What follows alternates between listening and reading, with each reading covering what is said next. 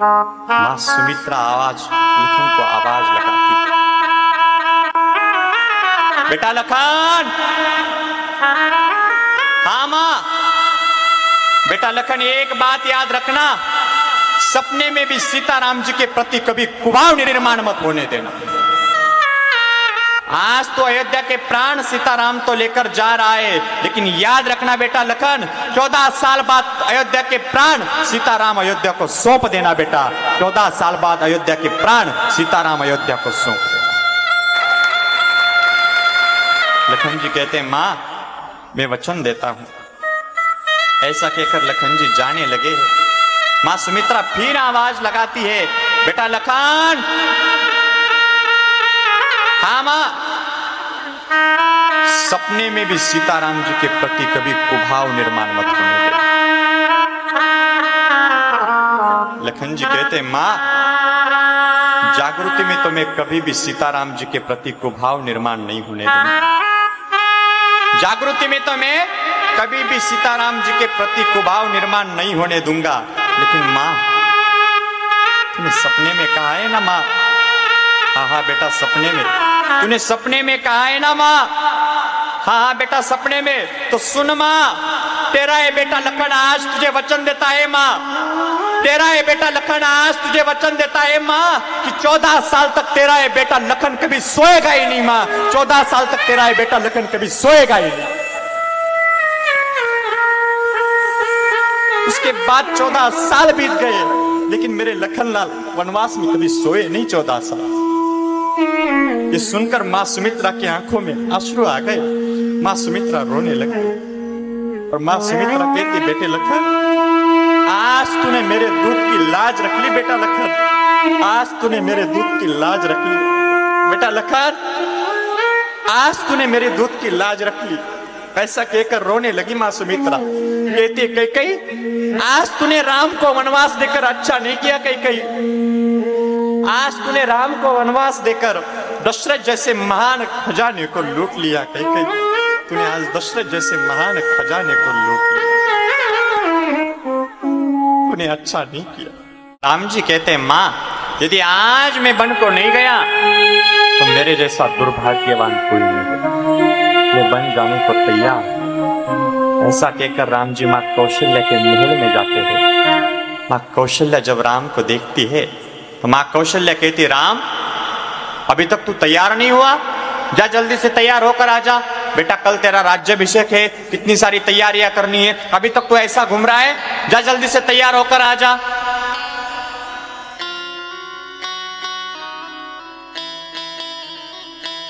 राम जी मन में सोचते हैं, यदि माँ को राज तिलक के जगह पे वनवास बताया तो माँ को चक्कर आकर माँ गिर जाएगी। राम जी बताते तो है, लेकिन थोड़ा अलग ढंग से बताते। माँ मुझे राज्य तो मिला है माँ, लेकिन ये अयोध्या का नहीं। अयोध्या का तो छोटा राज्य है ना, मेरे छोटे भाई को दिया है। और जो वन का बड़ा राज्य है, वनवास है, वो राज्य मुझे मिला है। मतलब माँ मुझे वनवास हुआ है।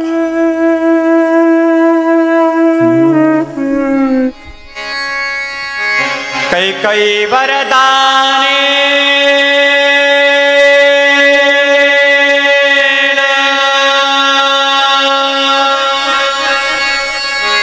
सत्यदा पितामह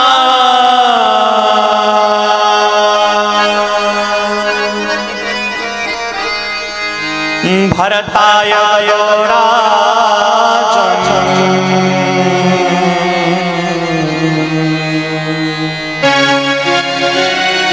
मम प्यारप्य उत्तमः।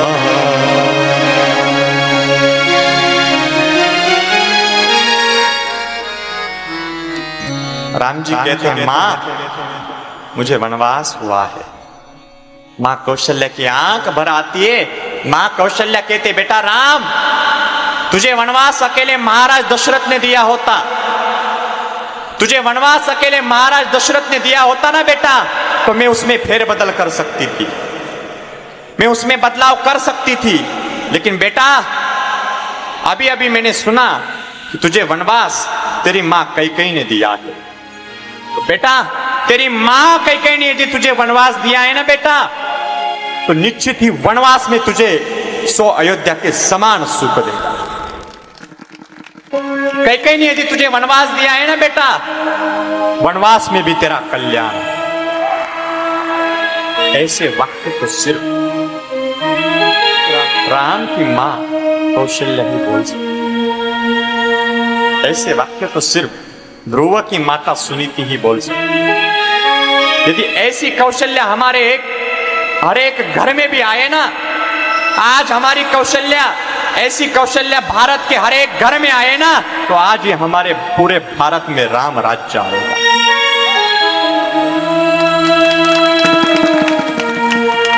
इतने में वहां पर माता सीता आती है। सीता जी को देखकर राम जी कहते हैं, सीते मैं वन को जा रहा हूं, पूरे अयोध्या को आज तुम्हें संभालना है, माताओं को तुम्हें संभालना है, पूरी जिम्मेदारी आज तुम्हारे ऊपर है। तो सीता कहती है, प्रभु आज तक माता सीता ने बड़े बुजुर्गों के सामने राम से कभी बात नहीं की थी। पहली बार आज सीता माता कौशल्या की माफी मांगते हुए बोलती है, मां आज तक मैंने आपके सामने राम से कभी बात नहीं की, लेकिन आज पहली बार माफी मांगते हुए बोलती हूं, जहां पर पति वहां पर पत्नी, मुझे भी आपके साथ वन में आने दो। जब मैं छोटी थी तब मेरे घर एक ब्राह्मण आया था। वो ब्राह्मण ने मेरी भविष्यवाणी की थी और भविष्यवाणी करते हुए कहा था कि एक अच्छा राजकुमार इसको मिलेगा और कुछ दिन शादी के बाद ये वन को चली जाएगी। वो ब्राह्मण की वाणी सत्य करने के लिए मुझे भी आपके साथ वन में आने दो।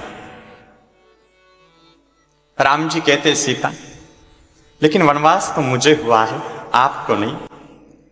सीता जी कहते, प्रभु आपने बिल्कुल सही कहा, वनवास तो आपको हुआ है, मुझे नहीं।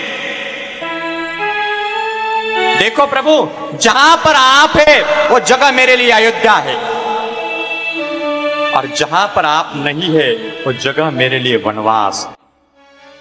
यदि आज आप अयोध्या में छोड़कर चले गए तो सब लोग कहेंगे, देखो महाराज दशरथ जी ने पुत्र को तो वनवास दे ही दिया, लेकिन अपने बहू को भी वनवास दे।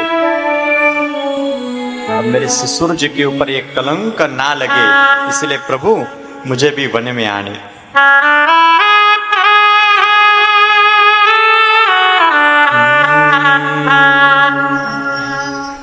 देखी दशरथ भूपति जिया जाना, देखी दशरथ भूपति जिया जाना, देखी दशरथ भूपति जिया जाना, देखी दशरथ भूपति जिया जाना, देखी दशरथ भूपति जिया जाना, देखी दशरथ भूपति जिया जाना, देखी दशरथ भूपति जिया जाना, देखी दशरथ भूपति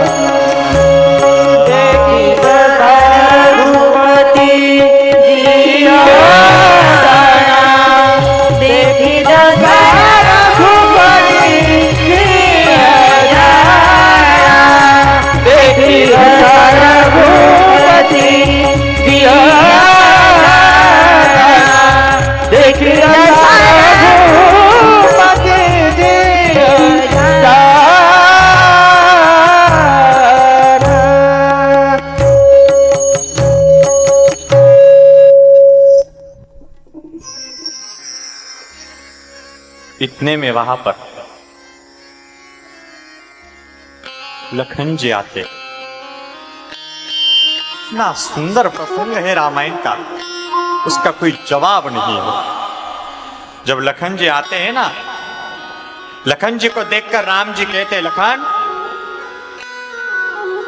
आज मैं वन को जा रहा हूं, तुम्हारी भाभी वन को जा रही है, पूरे अयोध्या की जिम्मेदारी तुम्हारे ऊपर है, माताओं को तुम्हें संभालना है, पिताजी को तुम्हें संभालना है। लखन जी कहते, भैया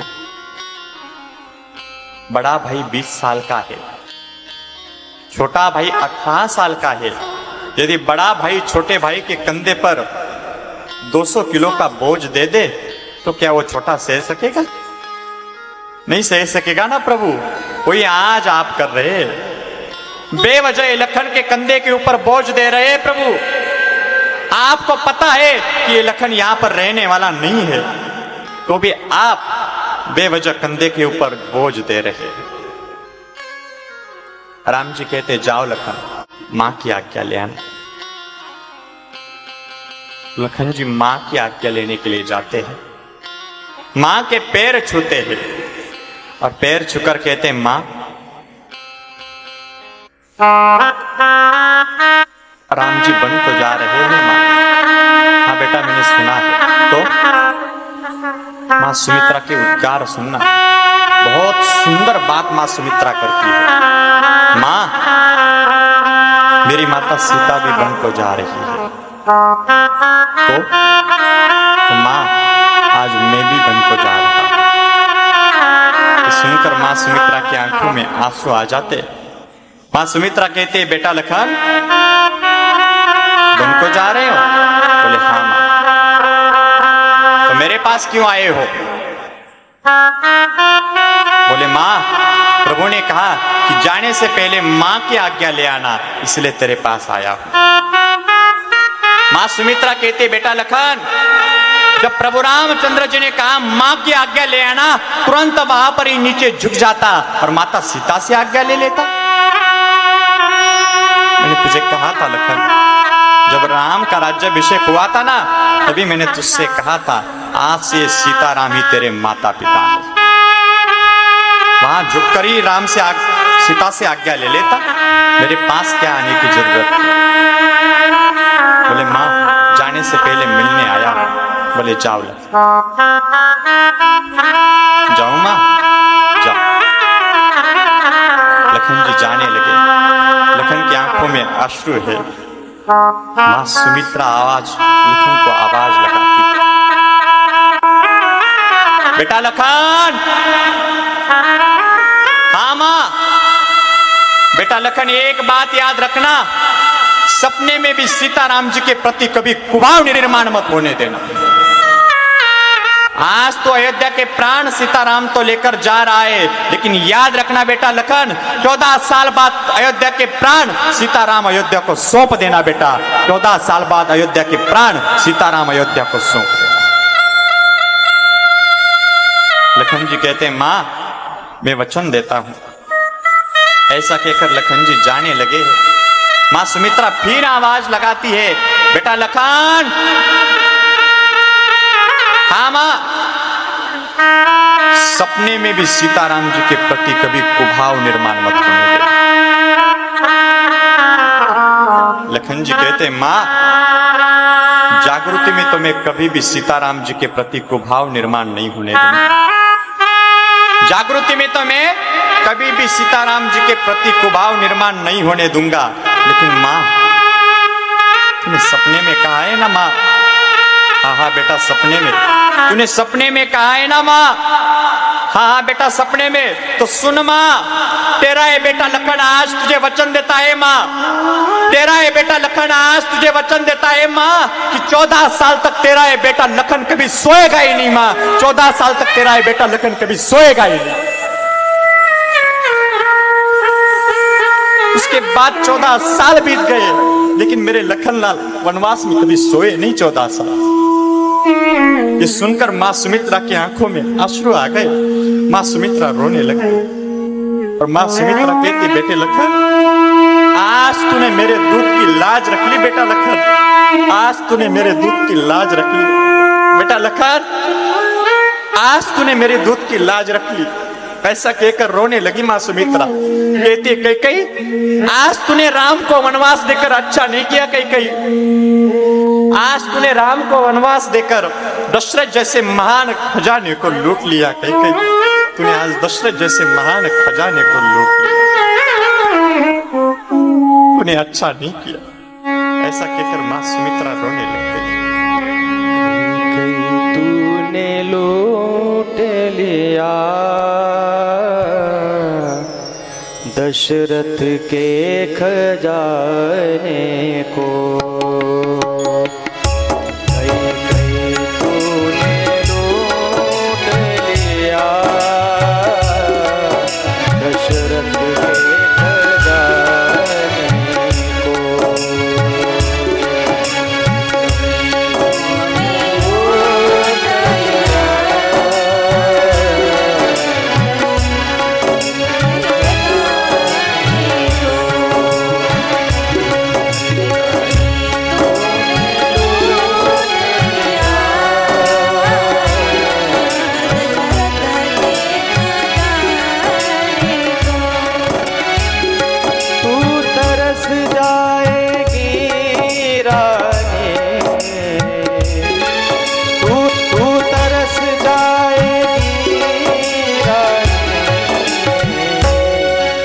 तरस जाएगी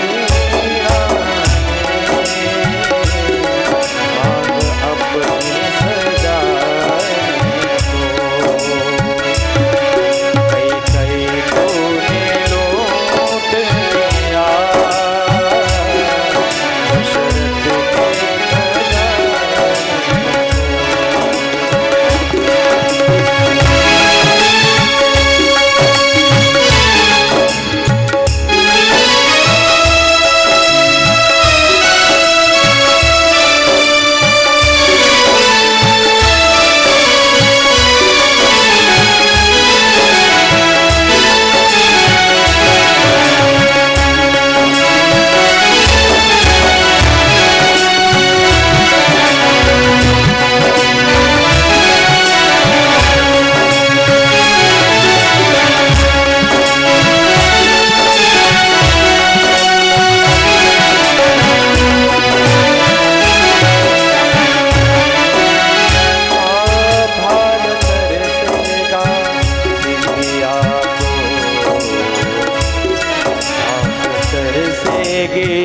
कजरे को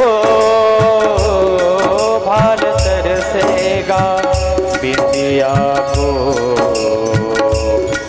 आँख तरसेगी कजरे को, हाथ तरसेंगे कंगन को, बाल तरसेंगे गजरे को, तू तरस जाएगी रानी, तू तरस जाएगी रानी, तू तरस जाएगी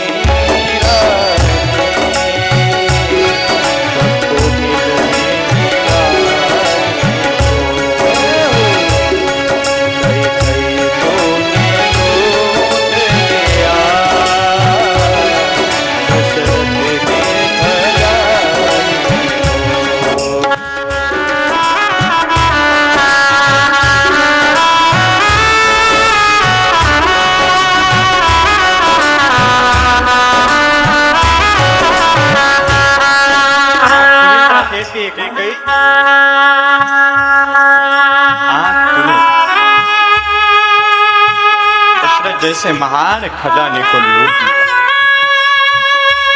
मां सुमित्रा रोने लगी। यहां से मेरे राम का वनवास प्रारंभ होता है। प्रभु रामचंद्र जी वन को जाने लगे हैं। जब वन को जाने लगे तो सब के सब अयोध्या के वासी, सब के सब बड़े बुजुर्ग, सब के सब बच्चे आज राम के साथ जाने लगे। जब राम के साथ जाने लगे सब रोते रोते तमसा नदी के किनारे तक पहुंचे। तमसा नदी के किनारे तक जब पहुंचे तो वहां पर रात को सब सो गए। जब रात को सो गए तो प्रभु उनको रात को ही छोड़कर यहाँ पर एक संत बड़ा सुंदर लिखते हैं कि आज अयोध्या वासियों ने प्रभु रामचंद्र जी के लिए अपना घरदार छोड़ा। आज अयोध्या वासियों ने प्रभु रामचंद्र जी के लिए अपना खान पान छोड़ा। आज अयोध्या वासियों ने प्रभु रामचंद्र जी के लिए अपनी पलंग खाट छोड़ी। आज अयोध्या वासियों ने प्रभु रामचंद्र जी के लिए अपने सगे संबंधी छोड़े। आज अयोध्या वासियों ने प्रभु रामचंद्र जी के लिए अपनी अयोध्या छोड़ी। लेकिन आज अयोध्या वासियों ने प्रभु रामचंद्र जी के लिए अपनी नींद नहीं छोड़ी।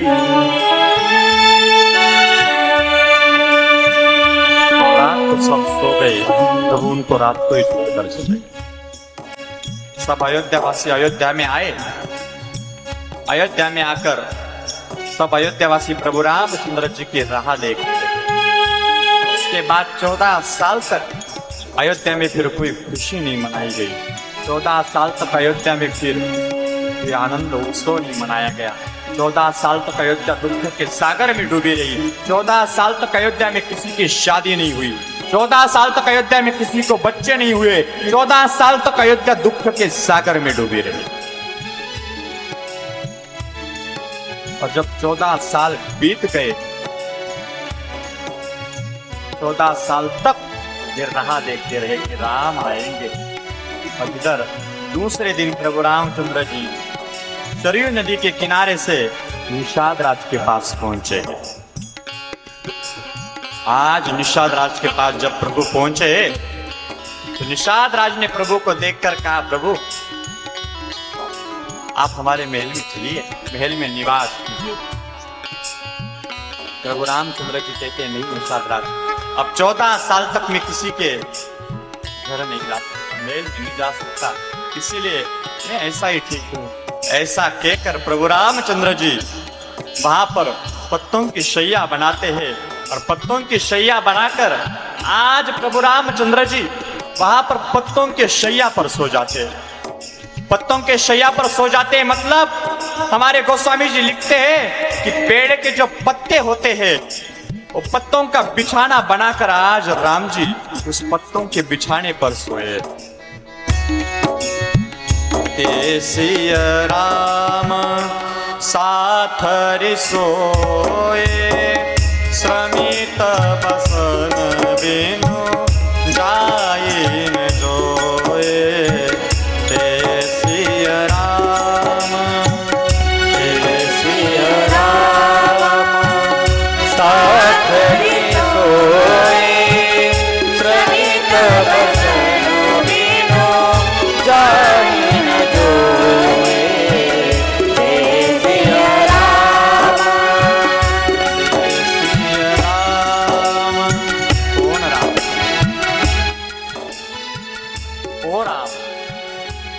सोए, साथरी सोए। साथरी मतलब पत्तों के शैया पर सोए। आज तेरे प्रभु के पास ओढ़ने के लिए वस्त्र नहीं है। जो है ना, शरीर पर जितने वस्त्र पहने हैं उतने ही वस्त्र आज मेरे प्रभु रामचंद्र जी के पास है, ज्यादा वस्त्र नहीं है। गोस्वामी जी लिखते हैं श्रमित बसन। श्रमित बसन का अर्थ है वस्त्र वग सोए, मतलब ओढ़ने के लिए वस्त्र नहीं है, ऊपर से इतनी कड़ी ठंड है। और आज प्रभु के पास ओढ़ने के लिए वस्त्र नहीं है। गोस्वामी जी बड़े दुखी होकर लिखते हैं, ते सिय राम साथरि सोए, श्रमित बसन बिनु जाए न जोए। ते सिय राम, कौन राम? माता, पिता, परिजन, पूर्ववासी, सखा, सुशील, दास, दासियां जिसे प्राणों की तरह रखते थे। माता, पिता, परिजन, पूर्ववासी, सखा, सुशील, दास, दासियां जिसे प्राणों की तरह रखते थे, वो राम आज साथरी सोए, मतलब पत्तों के शैया पर सोए। निषाद राज जी कहते लखन, ये दृश्य मुझसे देखा नहीं जाता। ऐसा कहकर लखन जी रोने लगे। निषाद राज की आंखों में अश्रु। कौन राम? जिस राम के महल का सौंदर्य देखकर कामदेव भी देखता रह जाए, इतना सुंदर महल, वो राम आज साथरी सोए, मतलब पत्तों के शैया पर। मातु पिता परिजन पुरवासी, मातु पिता परिजन पुरवासी, सखा सुशीला दासरुदासी, सखा सुशीला दासरुदासी, दासरुदासी।